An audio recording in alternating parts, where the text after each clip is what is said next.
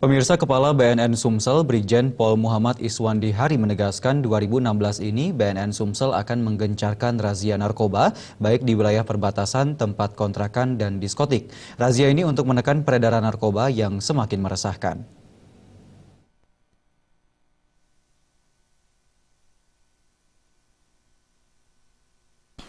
Memasuki tahun 2016, peredaran narkoba di wilayah Sumatera Selatan makin marak. Yang terbaru, Polda Sumsel berhasil menangkap pelaku penjual dan pemakai barang haram tersebut dengan nilai transaksi mencapai ratusan juta rupiah.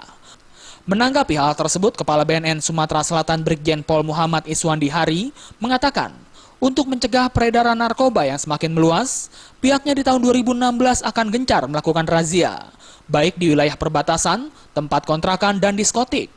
Diharapkan razia ini dapat menekan peredaran narkoba yang semakin meresahkan di tengah masyarakat. Untuk para pecandu, BNN Sumatera Selatan telah menyiapkan program rehabilitasi.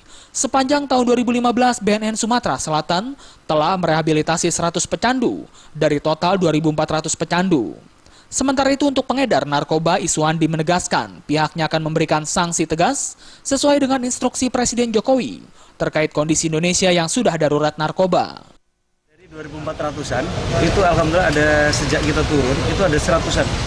Mereka datang ke 100 yang datang ke BNN. Ke BNN. Ini sebagai bukti bahwa teman-teman pers, masyarakat juga menginformasikan dengan baik. Sehingga tidak lagi orang ketakutan mungkin kayak masa-masa lalu. Jadi kalau memang dia kecanduan, memang itu otaknya ada gangguan, memang perlu direhab. Dari Palembang, Sumatera Selatan.